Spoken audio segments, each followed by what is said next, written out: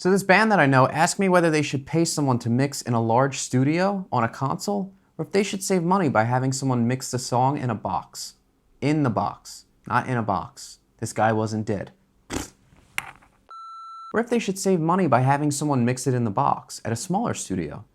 They asked if the sound would change or suffer from the project being mixed in the box versus on a console. I'm Tom Camp, founder of Digital Recording School, where artists, producers, and engineers learn how to make radio-ready recordings.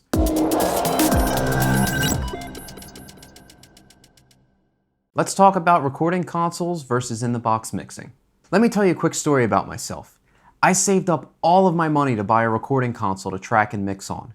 A Sound Workshop Series 32 console with the infamous Super EQs. There was some loose lineage to API at the time when Brent Averill worked at Sound Workshop during API's brief hiatus. This console was referred to as the poor man's API.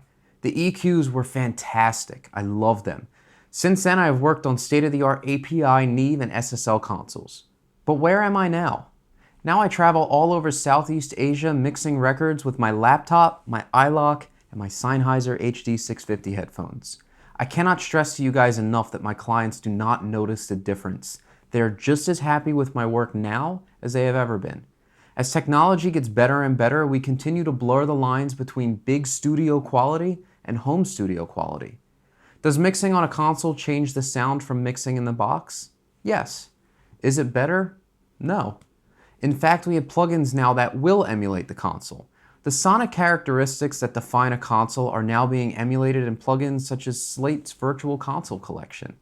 What people used to miss from console mixes was the character and depth that came from the individual differences in each channel and the sound of the output of the console itself. What people didn't miss was the inconvenience of taking an hour to recall a mix when a small change needed to be made, as well as console maintenance and a huge power bill.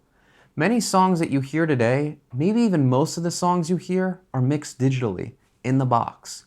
Mixing in the box allows us to conveniently work anywhere from a coffee shop to an airplane, and that's a freaking beautiful thing. The last song I mixed was on a plane on my way to Cambodia.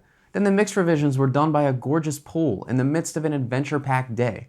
I get really fired up talking about these times because I came from the times of a 4-track tape recorder. I'm obsessed with this shit. It's also great to be able to save many different versions of a mix. This used to be extremely difficult to do in the console days. In the mix itself, I have an endless world of creative possibilities that could be impossible or extremely tedious in the analog world. Music production in many cases requires automation and things that are technically impossible to do on a console. So is my friend's project going to sound different being mixed in the box? Possibly. Is it going to sound worse? Definitely not. It's going to sound amazing. Have you ever wanted to mix on a console?